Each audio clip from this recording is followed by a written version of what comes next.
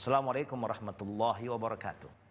Innal hamdalillah nahmaduhu wa nasta'inuhu wa nastaghfiruh wa na'udzu billahi min syururi anfusina wa min sayyiati a'malina.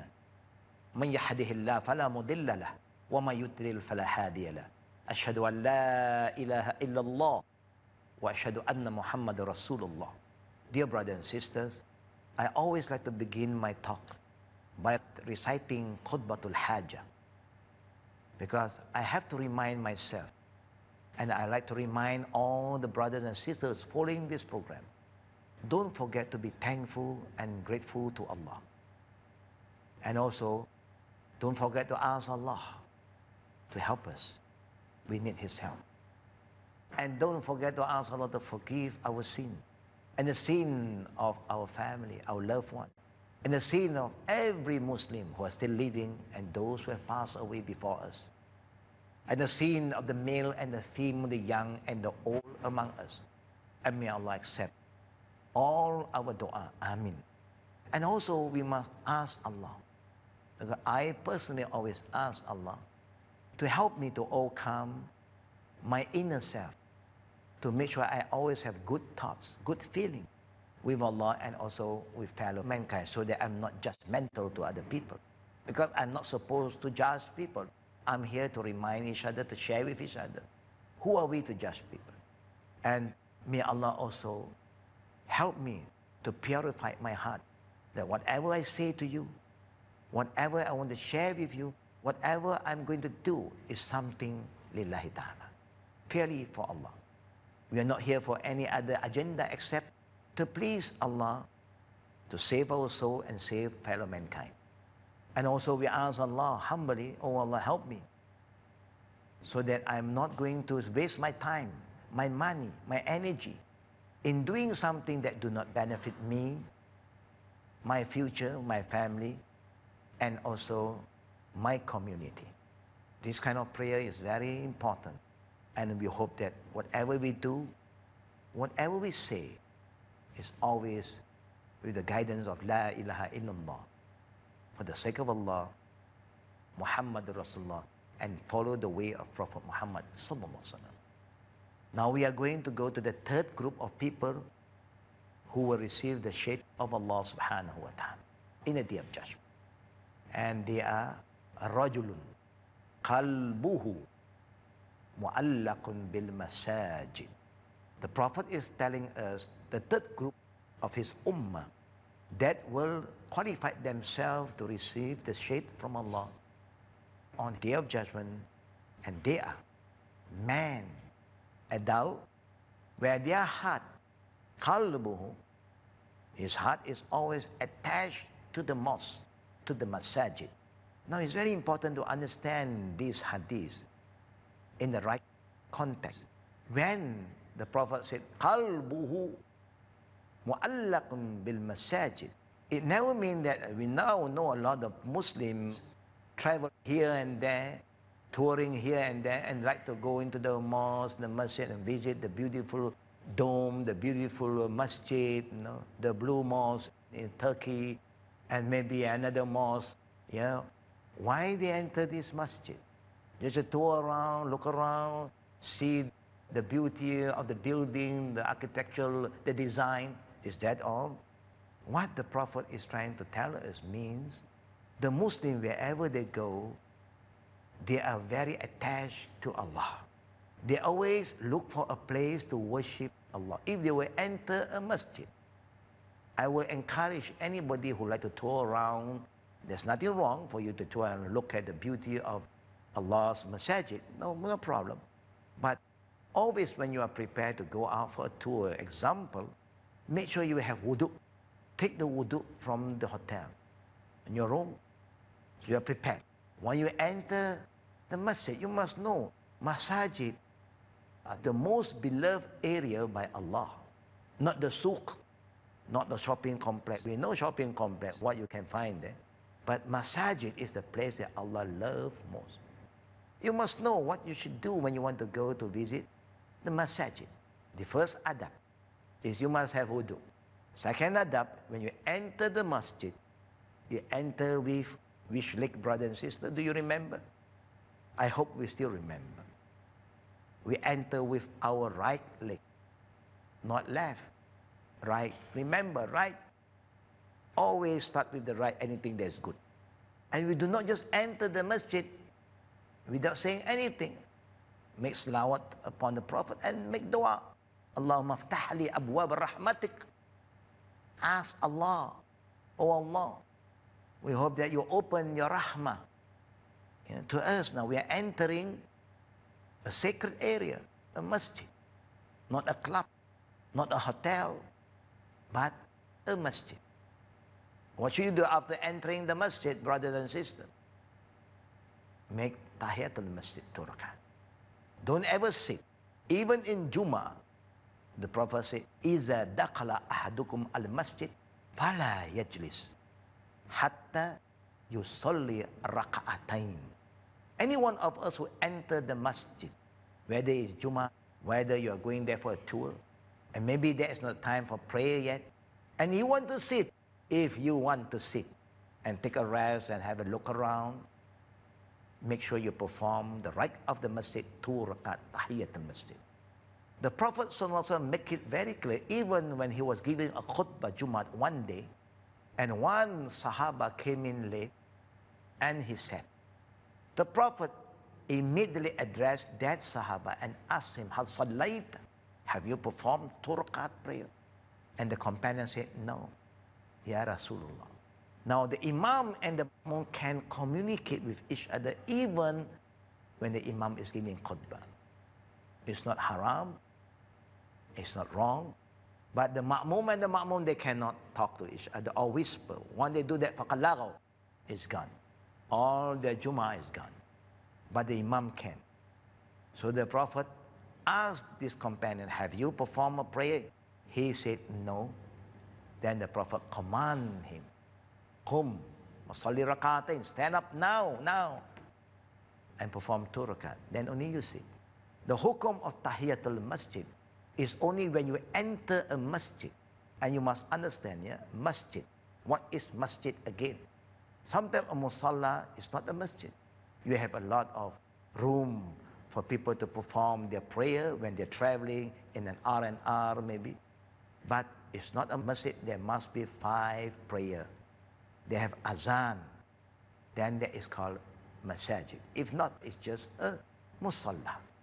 So for the rule of masjid, the Prophet never ever replaced any zikr with tahiyatul masjid. Because the Prophet was giving khutbah. Even listening to khutbah is so important, more important than just listening to a lecture in the masjid. And sometimes you have lecture, you have classes after Maghrib. But there are people who's trying to tell you today, when you enter the masjid, and if there is a religious talk going on, you replace tahiyatul masjid because you have to respect the class now, the lecture now, with tasbih, subhanallah, alhamdulillah, wa la ilaha illallah, wallahu akbar. Now who give you this idea that tahiyatul masjid can be replaced with zikr? Is listening to the normal lecture more important than listening to khutbah Jummah? Listening to khutbah Jummah is more important. Even then, the Prophet ﷺ command the Sahaba to stand up and perform tahiyatul masjid. So don't take this adab lightly. It's a command. So when the Prophet said that a man whose heart is attached to the masjid, it doesn't mean that a man who like to tour around and like to visit the masjid, snap some photos here. No. That means a person who always remember Allah and he always want to worship Allah wherever he goes. So a good Muslim normally, wherever you go, in a shopping mall, if you travel to any country, whether to the east or the west, you like to know, where can I perform my prayer? Where is the masjid? Where is the musalla? Example, yeah, in certain country, you have a lot of small rooms to cater for people who are shopping. So a Muslim, normally if you like to shop in this shopping mall, you should know that where is the praying room? Because your heart is always attached with Allah. Not just attached to the mosque, but visiting one mosque 2 mosques, 3 mosques. No, no. So this is what the Prophet mean by rajulun qalbuhu mu'allaqun bil masajid. Not masjid only, masajid. But again, brother and sister, visiting or going to the masajid is always encouraged by the Prophet for the man, not for the lady.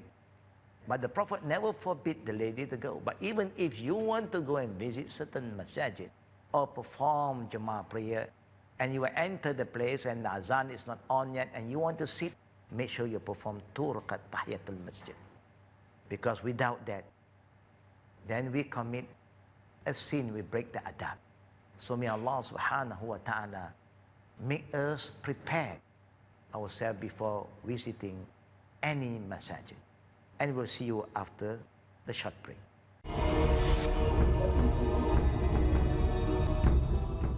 Alhamdulillah, all praise due to Allah, who allowed us to see each other again and to continue with our topic about the importance to be prepared when you are visiting any masajid.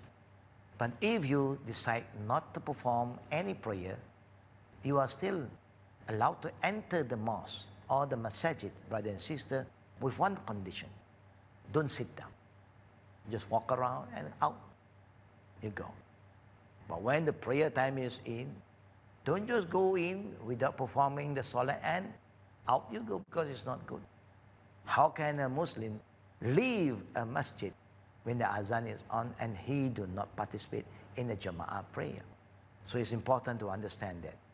But one important thing I like to share with all of you. If you look into the Quran carefully in Surah At-Tawbah, Allah did mention about 2 types of masjid.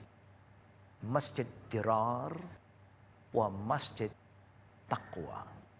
Allahu Akbar. And this is something that most of us overlook today. Why? That there are 2 types of masjid mentioned in the Quran. And the first type, Darar, the Masjid Darar, is also a masjid, but Masjid Darar, Allah forbid the Prophet and all the believers to enter this masjid and perform prayer. Why? Because sometimes there are people who build masjid not for the sake of Allah, not to unite the ummah. They want to divide the ummah. The masjid become like a club, a cult center. Oh, this masjid is for this group of people.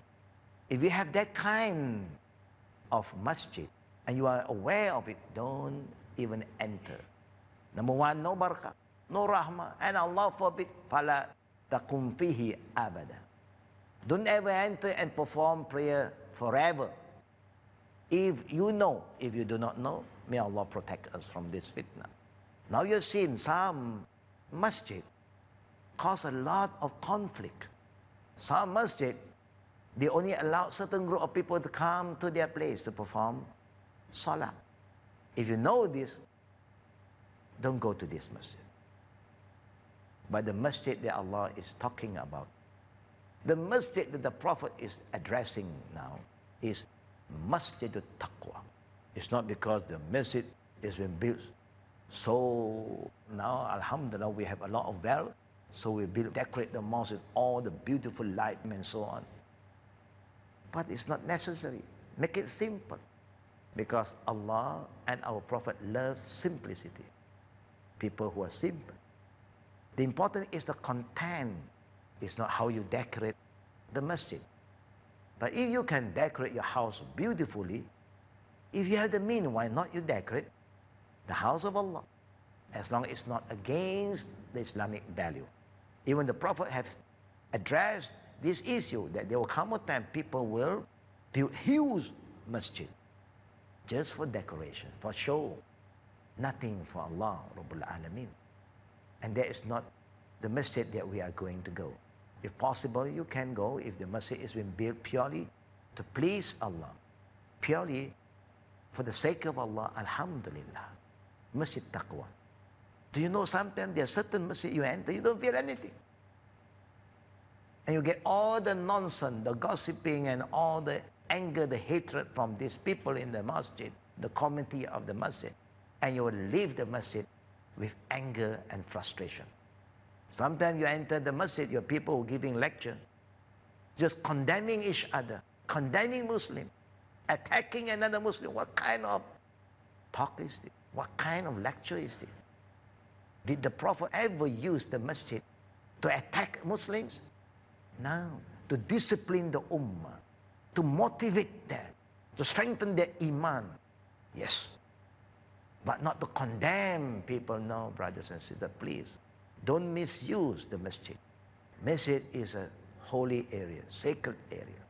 And Allah will not be pleased with all of you when you misuse the function of the masjid to create anger, hatred, enemies among fellow believers. Masjid is a place to unite all Muslims from all walks of life, from all nations and tribes, because it belongs to Allah. وَأَنَّ الْمَسَاجِدَ لِلَّهِ. Remember, all the masjid belong to Allah, and we must honor the right of the masjid. We must honor what we can say, what we can say in the masjid. We cannot condemn people using masjid, especially when you're giving khutbah. How can you make a khutbah and create hatred? No. You must motivate the Muslims to have mercy for each other, to love each other, and to put the importance of unity among the ummah more than anything else. But of course, at the end of the day, we know the one that controls the hearts of the human is Allah, not us. And that's why the Prophet always reminds us a dua by saying, Ya muqallibal qulub, thabbit qulubana ala dinik wa ala ta'atik. Beautiful dua, brothers and sisters.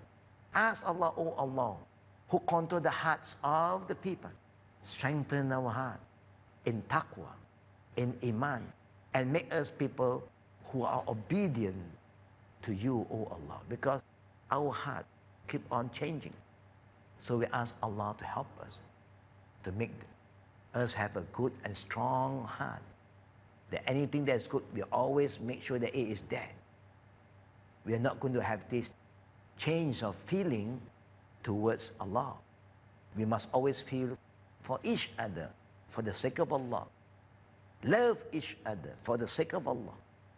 And this is very important. And this is what is missing heart of the Muslims today. And also is missing in the masajid. Masjid has been used by some scholars, some student of knowledge to attack another group. Now you must remember, a masjid is a place of Allah. You are not supposed to say anything about Islam in the masjid without any reference from the Quran and Sunnah. A masjid do not allow you to say anything you like, brother and sister. A masjid do not allow you to put the opinion of anybody more than what Allah said and what Prophet Muhammad said.